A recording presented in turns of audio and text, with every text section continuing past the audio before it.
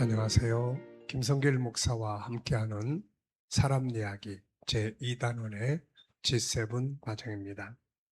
전 시간에 이어서 이 시간에는 19-6회입니다. 우리가 지금 G7 치료 가운데 영성 치료에 관해서 쭉 이야기를 나누고 있습니다. 영성 치료의 핵심은 네 가지입니다. 하나는 말씀 활용법, 그다음에 기도 활용법, 그리고 이 시간 세 번째는 바로 찬송 치료입니다. 찬송 치료. 자, 찬송이라는 것은 참 특별한 의미를 가지고 있는 거예요. 찬송. 어떤 사람들은 세상의 노래를 들으면서도 위로를 얻고 그렇습니다. 근데 찬송과 세상 노래의 차이점은 뭐냐? 찬송, 세상 노래는 위로를 주고 공감을 줄 수가 있어요. 그게 위로가 되고 치료에 도움이 되는 거죠. 반면에 찬송은 이런 위로를 줄 뿐만 아니라 하나님이 역사를 합니다. 시편 22편 3절에 보면 이스라엘의 찬송 중에 계시는 주여. 주님은 찬송 가운데 역사하시는 분이에요. 그래서 성경에서 이 찬송 가운데 역사하시는 장면들이 몇 군데 나타나는데요. 사무엘상 16장 23절에는 사울이 악신이 그에게 역사를 할 때마다 다윗이 수금을 가지고 찬송을 부르니까 이 악기, 귀신이 물러가는 이런 모습을 보여주고 있고요. 사도행전 16장 23절부터 보면 바울이 복음을 전하다가 감옥에 갇혔는데 거기서 바울이 한 것이 뭐냐면은 찬송과 기도였습니다. 근데 그 감옥에 하나님이 역사하시고 감옥이 진동하고 그러더니 감옥문이 열리고 기적이 일어나게 된 거죠. 또 우리가 역대하 20장을 보면은 그 여호사밧의 전투의 장면이 나옵니다. 암몬, 모압, 또 주변의 연합군대가 쳐들어왔는데 이때 여호사밧이 사용한 무기는 세 가지였어요. 하나는 하나님의 약속의 말씀을 기억하고, 두 번째는 다 같이 모여서 기도하고, 세 번째는 전투에 나갈 때 성가대, 찬양대를 앞세워 가지고 찬송을 부르며 나갔어요. 이 찬송을 부를 때 하나님께서 역사를 하셔서 그 대적을 물리치신 장면을 볼 수가 있습니다. 찬송은 이렇게 세상 노래도 참 위로가 되는 경우도 있고 하지만, 그러나 세상 노래는 하나님의 영이 임재하지 않잖아요. 찬송은 하나님의 영이 그 가운데 임재하는 거예요. 그리고 찬송 속에는 하나님이 계시고 찬송 속에는 천국이 있고 그래서 소망을 줍니다. 그래서 이 찬송은 참 중요해요. 그런데 이제 우리 우울증을 앓는 분들은 심리적으로 일단 우울함이 있기 때문에 노래를 들어도 꼭 밝은 노래보다는 우울한 노래를 많이 들어요. 근데 이게 도움이 안 됩니다. 공감은 될 거예요. 우울한 심리 상태를 우울한 노래가 들어가면 공감이 됩니다. 그래서 서글퍼져서 울기도 하고. 근데 이게 치유가 되는 게 아니에요. 자, 그래서 때로는 우울할 때 밝은 노래를 듣고 힘찬 노래를 부르고, 그 아침마당에서 이렇게 이제 노래에 도전하는 도전마당인가 뭐 이런 거 있잖아요. 가끔 이제 전에 제가 그걸 많이 들었는데 그걸 듣다 보면은 다 그 나오는 가수분들이 다 이제 이렇게 사정들이 있어요.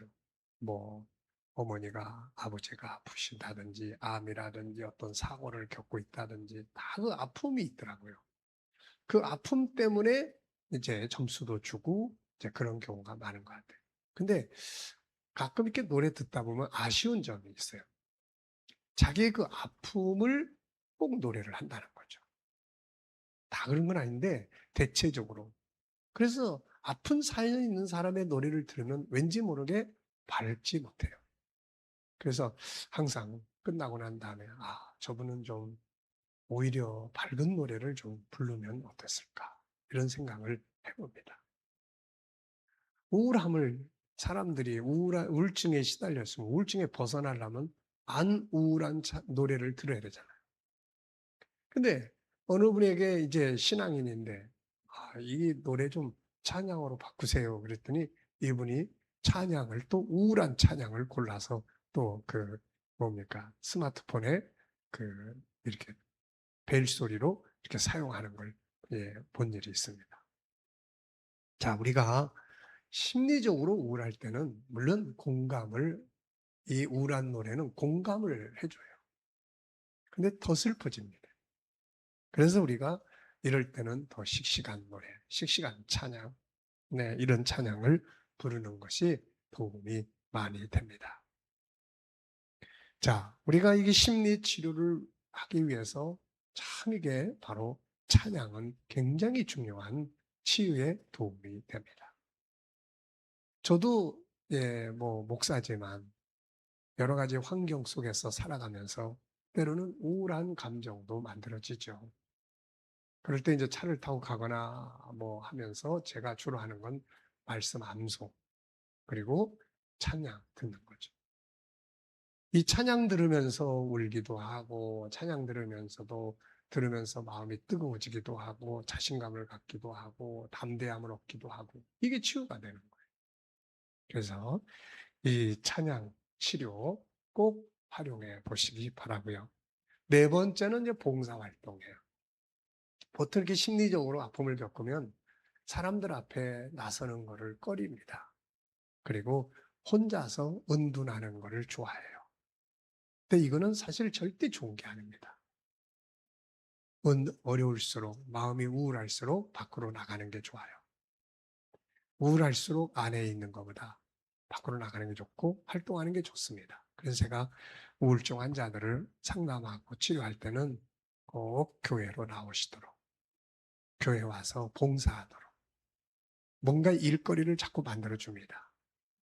책 읽는 걸 좋아하는 분한테는 제가 쓴 책들을 읽고 그 후기를 이제 인터넷에 올리라고 해서 하는 분도 계시고, 교회가 하고 있는 여러 가지 업무들을 자꾸 만들어서 그분한테 줘서 하기도 하고, 전에 선교를 할 때는 선교에 와서 아이들과 같이 놀고 봉사도 좀 해주고, 이런 것들이 새로운 내면의 세계를 만들어요.